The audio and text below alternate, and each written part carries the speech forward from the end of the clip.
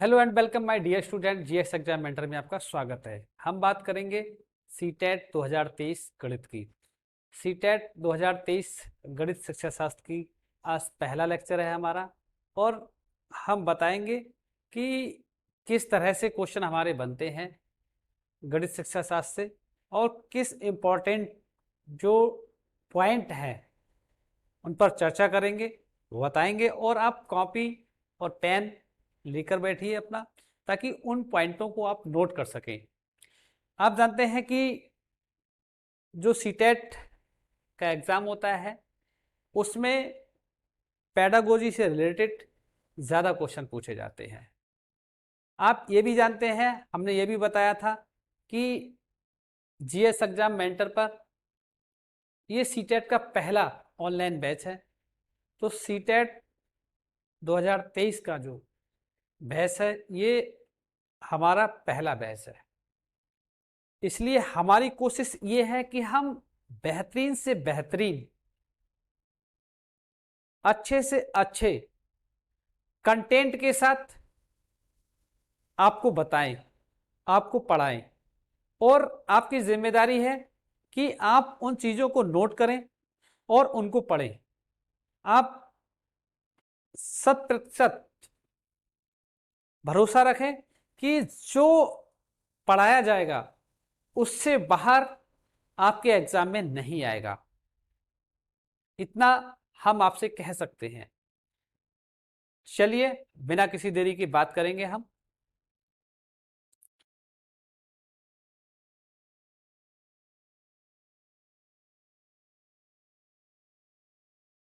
देखिए, गणित शिक्षण, गणित का उद्देश्य सबसे पहले जानना होगा कि जो आपका शिक्षण गणित है, गणित को सीखने का उद्देश्य क्या है, उसका मकसद क्या है, आखिर क्यों गणित पढ़ाया गया, क्यों गणित की जरूरत पड़ी। ये बहुत सारे क्वेश्चन आपके दिमाग में आते हैं। सबसे पहले तो देखिए, बात करेंगे, हमारा पहला पॉइंट है बच्चे की विचार प्रक्रिया का गणितीयकरण। बच्चे गणित का आनंद लेना सीखे। मतलब ये जो गणित है, गणित की जो विचार प्रक्रिया है, उसका पहला मकसद ये है कि जो बच्चे हैं वो इस तरह से उसका विचार लें कि उसको आनंद के रूप में सीखें। कहने का मतलब जो गणितीय है, जो गणित है, उसका जो उसका जो विचार है, प्रारंभिक विचार है, वो बच्चे इस रूप में ले, किस रूप में ले, आनंद के रूप में सीखें, तब बहुत अच्छे से सीख पाएंगे। दूसरा, कहने का मतलब उद्देश्य ये था कि बच्चों को गणित सीखने में आनंद भी आए, ये भी कह सकते हैं हम। दूसरा पॉइंट है हमारा गणित को बच्चे के जीवन के अनुभव का हिस्सा बनाना। दूसरा उद्देश्य ये है कि हमारा लक्ष्य ये रहता है, हमारा उद्देश्य ये रहता है, एक शिक्षक का उद्देश्य ये रहता है, जब हम बच्चे को गणित पढ़ा रहे होते हैं, सिखा रहे होते हैं, तो हमारा उद्देश्य हमेशा ऐसा रहना चाहिए कि उसे ये लगे कि गणित हमारे जीवन का एक हिस्सा है, इसको सीखना बहुत अनिवार्य है। देखिए, जब तक बच्चे को किसी भी विषय में, हालांकि गणित की चर्चा कर रहे हैं, गणित की बात कर रहे हैं, लेकिन मैं बेसिक बताऊं आपको, जनरल बताऊं, तो अगर बताएं तो कि हर विषय को शिक्षक को चाहिए कि वो इस तरह से पढ़ाए, इस तरह से बताए, इस तरह से सिखाए कि उस बच्चे को वो विषय ये लगने लगे कि यह विषय हमारे जीवन में बहुत महत्वपूर्ण है, इसको सीखना बहुत जरूरी है, इसका अनुभव लेना बहुत जरूरी है। जब बच्चे को ये लगने लगेगा तो निश्चित रूप से वो उस चीज को बहुत आसानी से सीखेगा। तो गणित की बात कर रहे हैं तो गणित को बच्चे के जीवन के अनुभव का हिस्सा बनाना, ये किसका काम है? ये टीचर का काम है, एक शिक्षक का काम है, बच्चे को इस चीज से बताए, सिखाए। ये उसका उद्देश्य है, इस तरह से बताना। तीसरा, बच्चों में तार्किक चिंतन विकसित करना। गणित, किताबी गणित अलग होता है। जब तक हम बच्चे को तार्किक चिंतन, उसके दिमाग में तार्किक चिंतन विकसित नहीं करेंगे, तब तक उसका दिमाग विकसित नहीं होगा, वो सीख नहीं पाएगा, नई नई क्रियाएं नहीं सीख पाएगा। कैसे कैसे चिंतन विकसित करना होता है? जैसे हमने उसे सपोज कह दिया कि आसमान में पहले एक चिड़िया उड़ी, फिर पीछे से दो चिड़िया आई, तो बताओ कितनी चिड़िया हुई? तो वहां पर चिड़िया है नहीं, वहां पे चिड़िया है नहीं। तो उसने फिर देखा, उंगली खड़ी करी, बहुत तरह से देखा, तो उसने बाद में बताया कि 3। तो इस तरह से, हालांकि वहां पे हमने चिड़ियों की बात करी, तो जब उसके दिमाग में इस तरह की बात आ गई, इसके बाद वो अन्य किसी वस्तु को देखता है, जैसे उसके बैग में 3 पेंसिल है, फिर उसके दिमाग में ये बात आ जाएगी, यार ये पेंसिल कितनी है, फिर वो गिनेगा 1 2 3, फिर कहेगा मेरे बैग में 3 पेंसिल्स है। इसी तरह से बहुत सारी चीजें, वो रास्ते में घर जा रहा होगा या घर से स्कूल जा रहा होगा, तो रास्ते बहुत सारी वस्तुएं पड़ती हैं, उन्हें देखेगा, फिर वो उसके दिमाग में वो काउंटिंग चलने लगेगी, उन वस्तुओं को, एक जैसी वस्तुओं को जोड़ने का सिलसिला उसके दिमाग में विकसित हो चुका होगा, और वहां से वो नई चीजों को सीख लेगा, जोड़ना सीख जाएगा उसके मन में, और लगेगा उसे कि हाँ यार ये अच्छी चीज सीखी।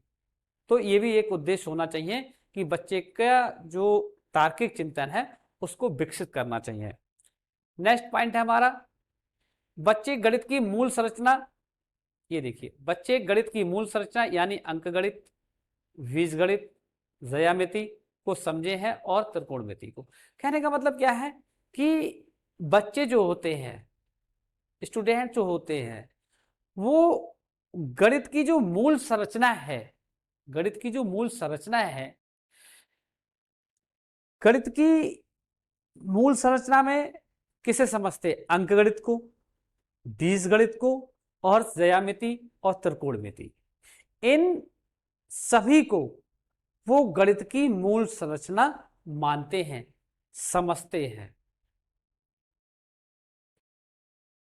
और ये उद्देश्य भी होना चाहिए कि बच्चे अंकगणित को, बीजगणित को, ज्यामिति को और त्रिकोणमिति को गणित की मूल संरचना समझें, ये उसका उद्देश्य भी होना चाहिए।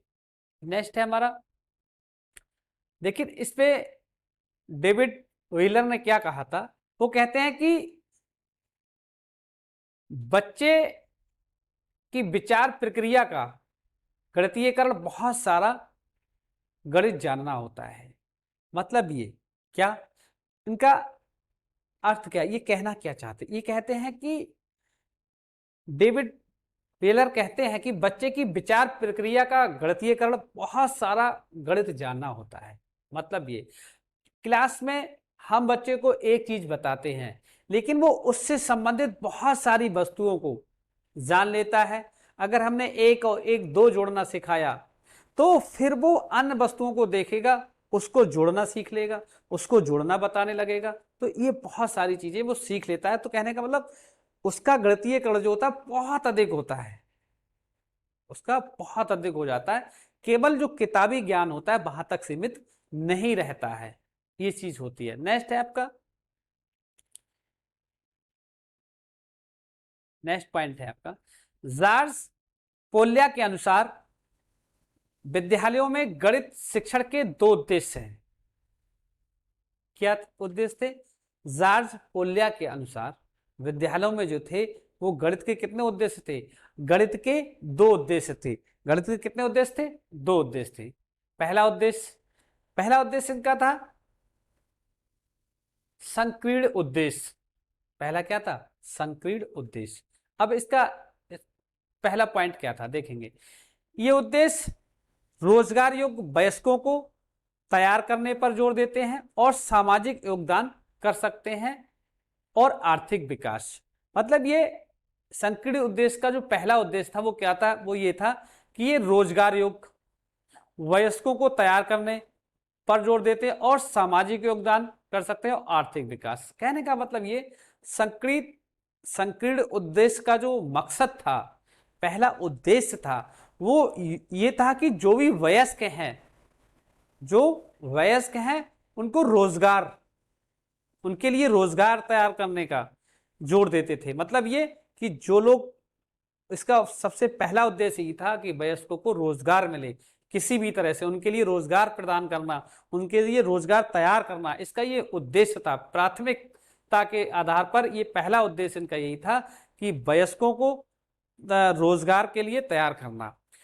दूसरा, सामाजिक योगदान करने के लिए तैयार करना, इसका दूसरा उद्देश्य था कि सामाजिक और आर्थिक विकास, इन सब बातों के साथ साथ उनका आर्थिक विकास भी होना चाहिए, ये चीज थी। नेक्स्ट उद्देश्य क्या था इनका? ये संक्रियाओं से संबंधित हैं, जैसे माप, अंश, प्रतिशत आदि। ये संक्रियाएं मतलब क्रियाएं, इन पर आधारित था। माप, अंश, प्रतिशत, इन सभी क्रियाओं संक्रियाओं पर आधारित थे। जो कौन? संकीर्ण उद्देश्य आपकी। नेक्स्ट पॉइंट है आपका, इस प्रकार गणित का सीमित उद्देश्य उपयोगी क्षमताओं का विकास करना था। इसका उद्देश्य एक ये भी था, गणित का सीमित उद्देश्य उपयोगी क्षमताओं का विकास करना था। मतलब ये उपयोगी क्षमताओं का मतलब जिन चीजों की हमें बहुत ज्यादा आवश्यकताएं हैं उनका विकास करना था। गणित का सीमित उद्देश्य था। इस प्रकार जो संकीर्ण उद्देश्य था उसका एक उद्देश्य ये भी था, ये बहुत इंपॉर्टेंट उद्देश्य था कि इस प्रकार गणित का जो सीमित उद्देश्य है उसका जो इंपॉर्टेंट कैपेसिटी है, मतलब उपयोगी क्षमताओं का विकास करना था। हमें जिन चीजों की आवश्यकता है उनके लिए हमको तैयार रहना था, वो क्षमताएं हमें तैयार करना था, उसका विकास करना था। ये बहुत महत्वपूर्ण उद्देश्य इसका था। नेक्स्ट है आपका, इसमें दो की बात करिए, एक पहला हो गया संकीर्ण उद्देश्य, दूसरा होता है व्यापक उद्देश्य या उच्च उद्देश्य। व्यापक उद्देश्य या उच्च उद्देश्य, देखिए पहला क्या था? गणितीय रूप में सोचें। गणितीय रूप में सोचें मतलब ये कि हर चीज को हम गणित के एंगल से सोचा करें, गणित के एंगल से विचारा करें। जैसे गणित में जोड़, घटाव, गुणा, भाग, इस तरह की बात होती है, इस तरह से हम हर चीज को सोचें, ऊपर नीचे रख के सोचें, सही गलत के बारे में सोचें। तो इस तरह से बहुत सारी। इसके बाद तार्किक चिंतन। नेक्स्ट क्या था? तार्किक चर्चा करें। तार्किक चर्चा से क्या होता है, जैसे कोई भी समस्या आपकी होती है, जब हम चार लोग चर्चा करते हैं कि किस तरह से क्या होगा, तो उससे हम उस समस्या से निपट सकते हैं। तार्किक चिंतन पे बताते हैं हमको कैसे गया। जैसे मान लो किसी ने कहा कि आपके पास 3 बॉल है, फिर 2 बॉल आपको किसी ने और दे दी, तो आपके पास कितनी बॉल हो गई? तो बच्चे क्या करेंगे? बच्चे क्या करेंगे? पहले तो इसको समझेंगे कि आखिर पूछा क्या है, इसको पूछा क्या है। फिर उनको समझ में आएगा, अच्छा इनको सबको जोड़ना है। जब उनकी समझ में ये आ जाएगा कि इनको जोड़ना है, तो वो एक एक उंगली करके जोड़ लेंगे कि 1 2 3 4 5, मतलब ये टोटल कितनी हो गई? 5। ये तार्किक चर्चा होगी। इस तरह से बहुत सारी बातें तार्किक चर्चा की होती है।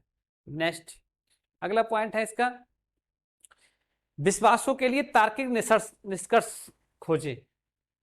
विश्वासों के लिए तार्किक निष्कर्ष खोजें मतलब ये जो भी हमारे पॉइंट हैं जो सही, उसके लिए जो तर्क हो, हमारा निष्कर्ष हो, वो खोजें और सही निष्कर्ष ही देना चाहिए हम लोगों को।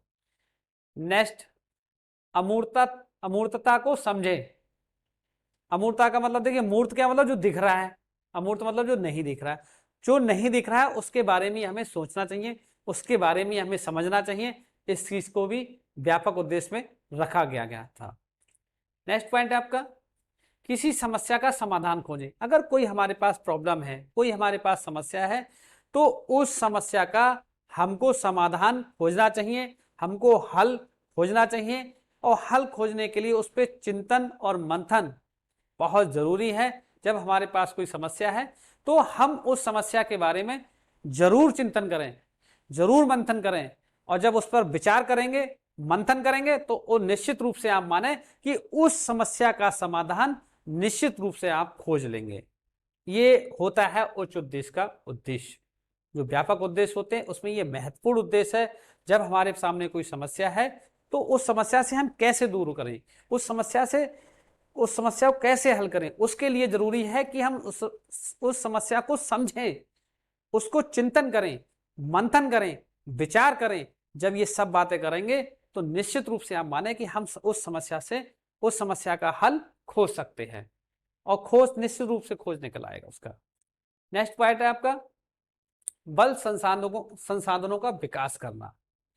अगला, हमें जो बल संसाधन है उनका भी निरंतर विकास करते रहना चाहिए, ये चीज भी महत्वपूर्ण है आपकी। नेक्स्ट, अब इसको देखेंगे, ये है वही पोल्या के अनुसार है प्रॉब्लम सॉल्विंग मॉडल। अब देखिए, अगर हमारे पास कोई, वो जो मैंने अभी पिछले टाइम बताया था वही है, क्या है, अगर हमारे पास कोई समस्या है तो सबसे पहले क्या करेंगे, हम उस समस्या को अंडरस्टैंड द प्रॉब्लम, उस समस्या को सबसे पहले समझेंगे। अंडरस्टैंड द प्रॉब्लम, समस्या को समझेंगे। जब समस्या, जो भी प्रॉब्लम है उसको अगर हमने समझ लिया, उस प्रॉब्लम को अगर हमने समझ लिया, फिर हम उसको निकलने के लिए कोई प्लान करेंगे, हल करेंगे। तो नेक्स्ट क्या आ जाएगा आपका, मेक अ प्लान। जब सबसे पहले अंडरस्टैंड द प्रॉब्लम, सबसे पहले जब हम प्रॉब्लम को समझ लेंगे, उसके बाद क्या करेंगे, मेक अ प्लान। फिर हम जैसे सबसे पहला नंबर पे ये करेंगे, दूसरी स्टेज क्या होगी आपका, मेक अ प्लान। दूसरी स्टेज में हम प्लान करेंगे कि अब इससे निकलेंगे कैसे। तीसरे में क्या करेंगे, कैरी आउट द प्लान, उसको अप्लाई करेंगे, उससे निकलेंगे। लास्ट में look back at the solution. Last वाले का मतलब ये होता है लुक एट द सोल्यूशन। अगर हमने जो समस्या को समझा, प्लान किया, उसको अप्लाई किया, अप्लाई करने के बाद अगर हमारा कहीं पर गड़बड़ होता है, सही नहीं होता है, समस्या सेट नहीं हो पाई, हल नहीं हो पाई, तो इसके बाद हमें जो 3 समस्याएं ऊपर के 3, ये 1 2 3, तो इसमें देखेंगे कि कौन से वाले प्लान में दिक्कत आई है, कौन सा वाला प्लान हमारा सटीक सही नहीं हो पाया है, उस प्लान पर तुरंत देखेंगे और उस समस्या को तुरंत हल करेंगे। तो हम लास्ट वाला जो है, इससे हम किसी पे भी जा सकते हैं बाद में, और दूसरे किसी से लास्ट वाले पे पहले नहीं आ सकते। देखिए, इसको समझने के लिए देखो एक बता दें, जैसे मान लीजिए कि, फिर से एक बता दें कि किसी के पास वही बॉल थी, मान लो बॉल है, 2 बॉल थी, एक और आए उनके पास भी 2 बॉल थी, एक और आए उनके पास थी, तो 3 लोग आए अलग अलग, उनने बॉल उठाई और एक टेबल पर रख दी।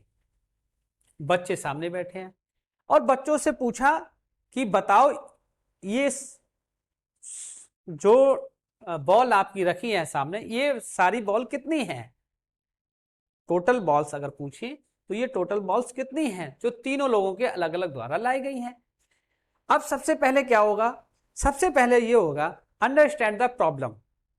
बच्चे होंगे उस चीज को समझेंगे पहले कि आखिर जो बॉल इसे पूछ क्या रहे हैं, ये प्रॉब्लम क्या है, उसको जब समझ लेंगे फिर मेक अ प्लान, फिर वो प्लान करेंगे कि 2 इनके हैं, फिर वो 2 उंगली खड़ी कर लेंगे या 2 लाइंस खींच लेंगे, 1 2, फिर 2 दूसरे वाले के हैं, फिर 1 2, फिर उन्होंने 2 लाइन और खींच ली कॉपी पर, फिर कहीं तीसरे वाले के पास 1 बॉल है, फिर मेक अ प्लान कर लिया, कैरी आउट द प्लान, फिर उन्होंने प्लान को अप्लाई कर लिया, गिन लिया, काउंट कर लिया, 1 2 3 4 5, पता लगा 5, तो फिर उन्हें कितना हो गया 5, तो उन्हें प्लान को कैरी किया और अप्लाई कर दिया, आंसर हमें मिला 5, उन्हें तुरंत बता दिया कि 5 आ गया, तो उत्तर हमारा आ गया 5, ये सही आंसर आ गया।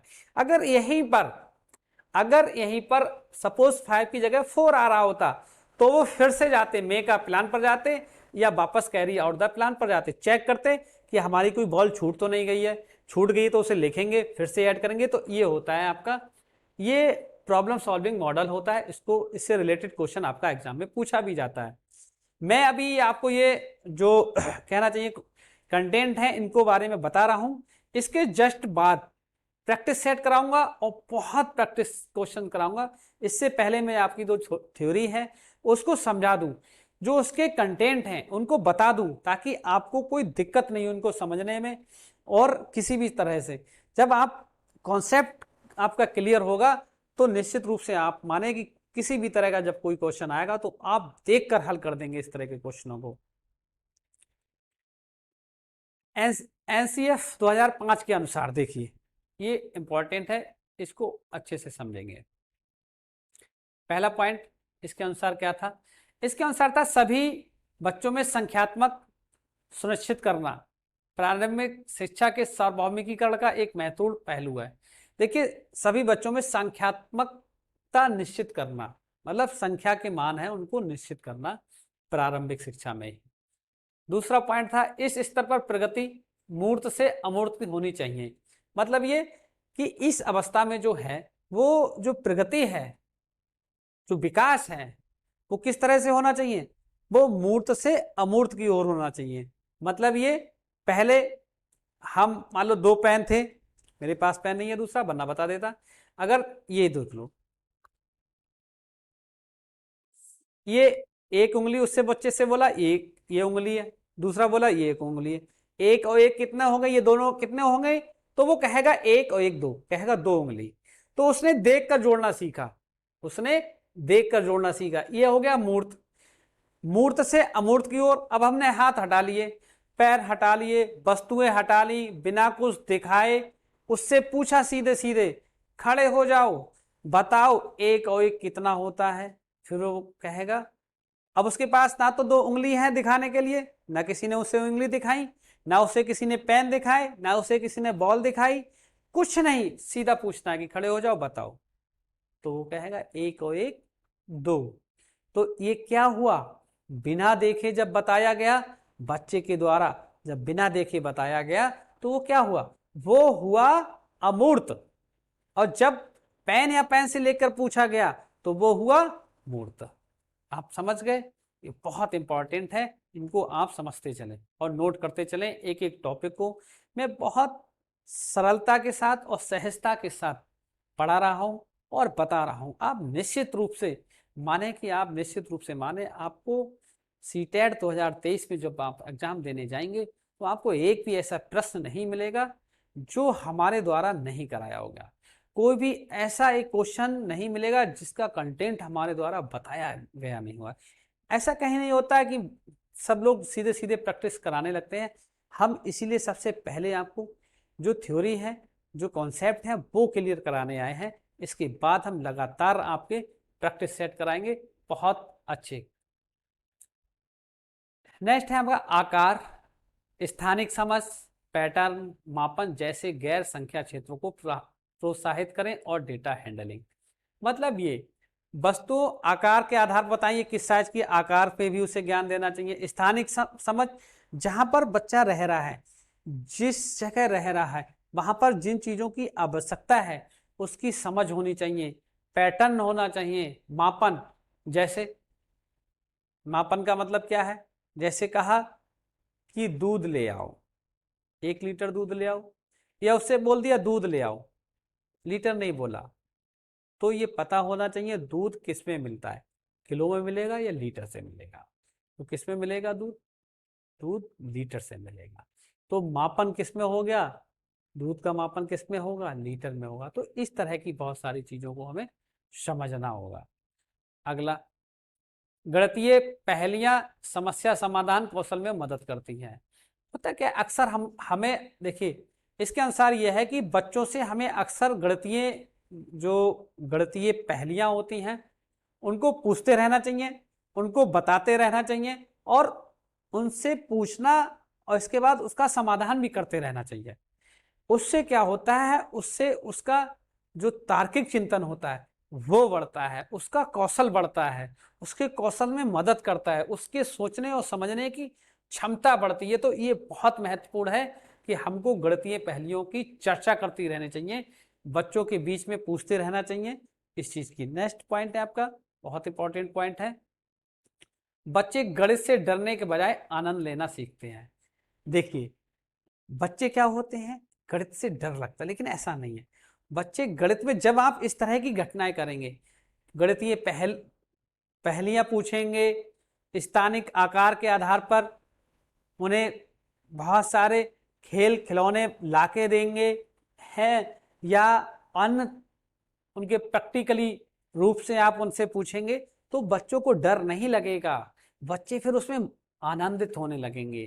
जैसे कंचे, तो आप सभी लोग जानते हैं, अगर कंचे ले आए और पूछें कि किसी को जोड़ना नहीं आता, कंचे ला के रख दें कि बताओ ये कितने कितने, तो बच्चा बहुत जल्दी बता देगा।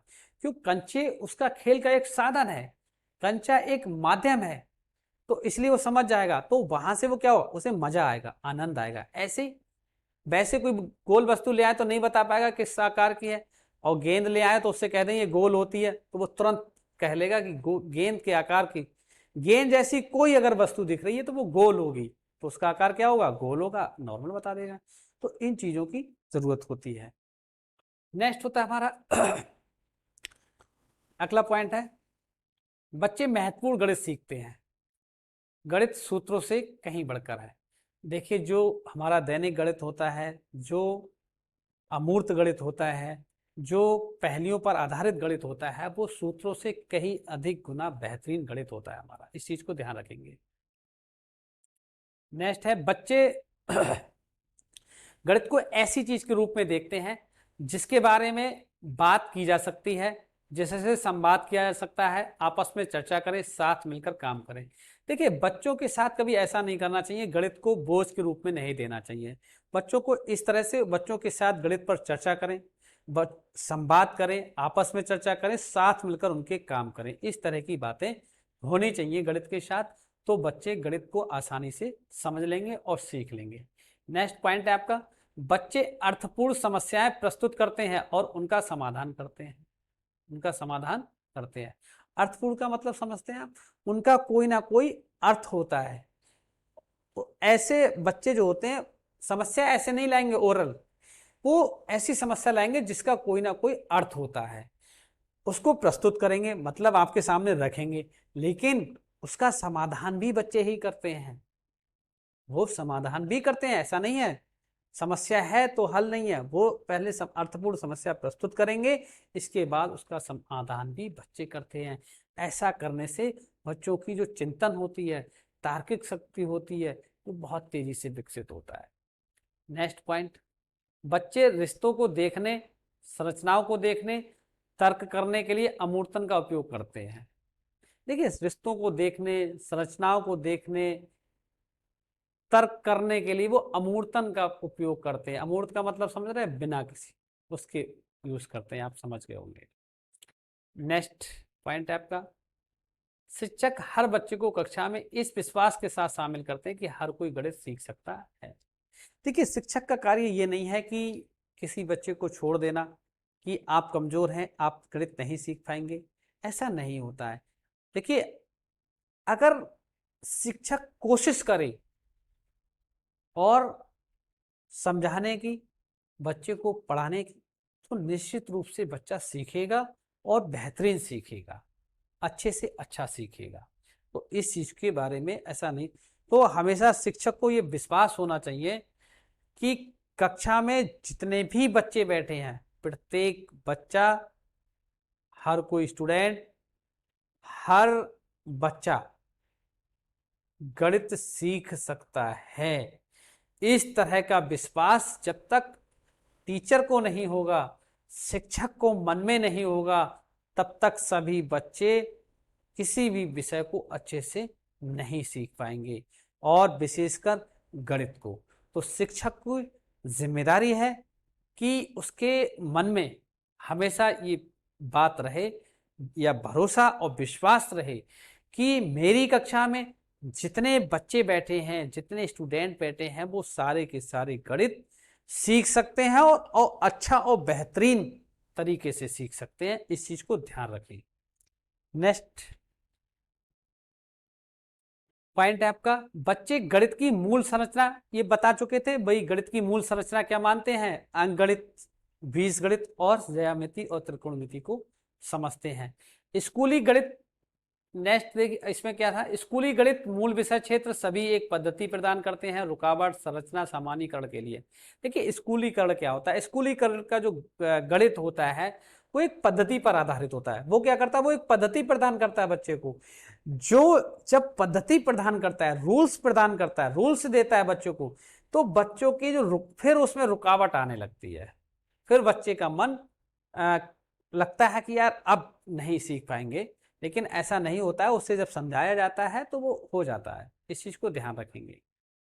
नेक्स्ट है आपका विजुअलाइजेशन और प्रतिनिधित्व, ऐसे क्वेश्चन है जिन्हें विकसित करने में गणित मदद कर सकता है। जैसे कि आप देखते हैं कि अमूर्त से मूर्त की ओर और प्रतिनिधित्व करने में ये हो जाता है आपका। नेक्स्ट है आपका सभी सीखना दुधात्मक संरचना के बजाय खेल के माध्यम से होता है। देखिए खेल एक ऐसा माध्यम है जिससे केवल गणित ही नहीं बहुत सारी चीजें सीखी जाती है। खेल हम अगर किताबों के माध्यम से सीखें केवल, तो उससे बेहतरीन अगर खेल के माध्यम से कहीं सिखाने, शिक्षक अगर खेल के माध्यम से सिखाते हैं तो कहीं गुना अच्छा वो खेल के माध्यम से सीख सकते हैं। और प्रॉपर गणित नहीं, उसके साथ साथ अन्य सारी चीजें, अन्य बहुत सारी चीजें के बारे में जानकारी मिलती है और वो अन्य चीजों को भी सीखते हैं। नेक्स्ट पॉइंट है आपका संख्या अनुक्रम की भूमिका सीखने के बजाय बच्चों को शब्दों के खेल और गिनती के बीच संबंध को छोटे छोटे समस्याओं के संदर्भ में समझाएं। अब देखिए संख्या का जो अनुक्रम होता है, जो गिनती होती है, काउंटिंग होती है, उनको सीधे सीधे रटाने के बजाय क्या किया जाए, बच्चों का समूह बना दें, 5-5 बच्चों का समूह बना दें, 10-10 बच्चों का समूह बना दें, या संख्याओं को समूहों में, छोटे छोटे समूहों में बांटकर अगर हम उनके बीच संबंध बिठाएं, उन्हें छोटे छोटे संबंधों के बीच में खेल खिलौनों के माध्यम से सिखाएं, तो वे बहुत आसानी से सीख जाएंगे। तो हमें चाहिए कि हम संख्याओं को छोटे छोटे खंडों में या छोटे छोटे समूहों में बांटकर समझाएं। ये हमें ऐसा होना चाहिए। इस तरह से अगर करेंगे तो निश्चित रूप से वो आसानी से समझ जाएंगे। नेक्स्ट है, नेक्स्ट पहला पॉइंट इधर है आपका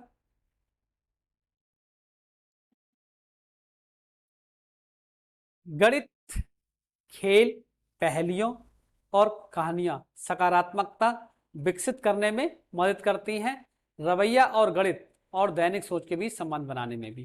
देखिए गणित जो होता है वो खेलों में, पहेलियों और कहानियों में सकारात्मकता विकसित करने में मदद करता है, ये आप जानते हो। आपने देखा होगा आपके घर परिवारों में, अब तो नहीं रहा है खैर, पहले के जो बुजुर्ग माता पिता हुआ करते थे, दादा दादी हुआ करते थे, तो आपको पता है वो दादा दादी जो हुआ करते तो छोटे बच्चे उनके पास जाते थे कि नहीं दादा या दादी के पास जाके कहानी सुनाओ, हमको कहानी सुनाओ। वो कहानी सुनते थे, वो लोग सुनाते थे। अब तो कोई किसी को कहानी नहीं सुनाता है। जब वो कहानी सुनाते तो उससे कहीं ना कहीं उनके मन में सकारात्मकता विकसित होती है, क्योंकि वो कहानी सुनाते थे, एक कह सकते हैं कि मोटिवेशनल कहानी सुनाया करते थे, जिससे बच्चे के मन में सकारात्मकता विकसित होती है। और ये बहुत महत्वपूर्ण भी था, लेकिन अब ऐसा नहीं रहा है। तो वही है कि रवैया और गणित और दैनिक सोच के बीच में कहीं ना कहीं गणित संबंध स्थापित करता है, बनाने का काम करता है। नेक्स्ट पॉइंट है आपका इस स्तर पर सीखने से छात्रों को, ये गलत लिखा, स्थानिक होगा यहाँ पर, स्थानिक तर्क को समृद्ध करने का अवसर भी मिलता है और दृश्य मंत्र भी। कहने का मतलब अगर हम इस स्तर पर बच्चों को सिखाते हैं कहानियों के माध्यम से, खेल के माध्यम से और अपने तौर तरीकों के माध्यम से, खेल खिलौनों के माध्यम से, तो कहीं ना कहीं जो स्थानिक तर्क होते हैं उनको समृद्ध करने का एक अवसर भी प्रदान होता है। और दृश्य मंत्र भी, मतलब देखने का, देखने से जल्दी सीखता है, देखने से, खेलने से बच्चे जल्दी सीखते हैं।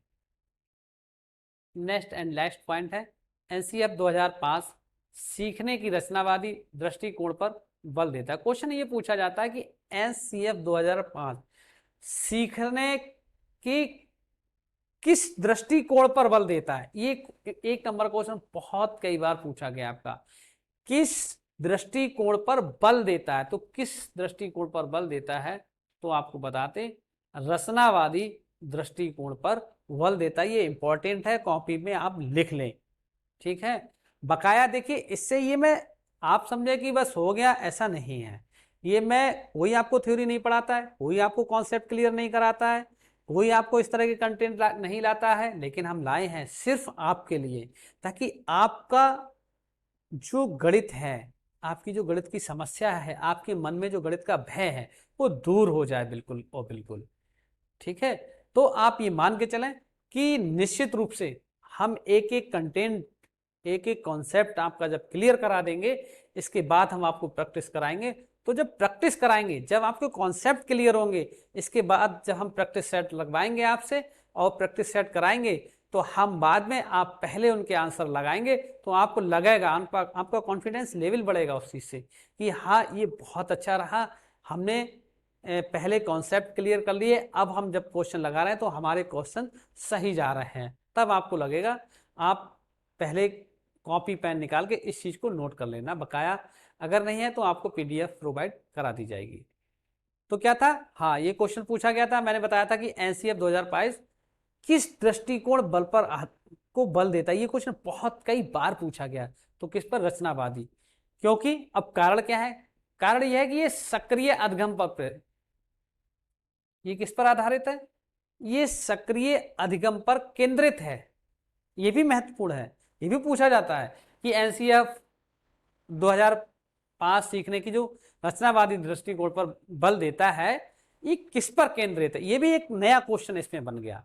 किस पर बल देता है, सक्रिय अधिगम पर बल देता है। देखिए एक लाइन कितने पॉइंट, कितने क्वेश्चन, 2 क्वेश्चन आपको अभी मिल गए, है नहीं। तो किस पर बल देता है, ये देखिए सक्रिय अधिगम पर, ये भी नोट कर लेंगे आप। आकर्षक गतिविधियों के माध्यम से शिक्षार्थी की भागीदारी, अधिगम आकर्षक गतिविधियों, देखिए जो हमारे स्कूल में जो बहुत सारे कार्यक्रम होते हैं, तो उसमें जो बच्चा होता है वो कब भाग लेता है, उसमें जो बच्चों की भागीदारी होती है वो आकर्षक गतिविधियों की, मतलब ऐसी गतिविधियां हों जो दिखने में बहुत लाजवाब लगे, उनको मजा आए, आनंदित हो, आनंद प्राप्त हो, तो तब वो जाकर उसमें भागीदारी लेते हैं। तो ये मैंने आपके सारे जो कॉन्सेप्ट थे, आज का जो पहला लेक्चर है मेरा, और नेक्स्ट लेक्चर इसी तरह से आपके पढ़े आते रहेंगे।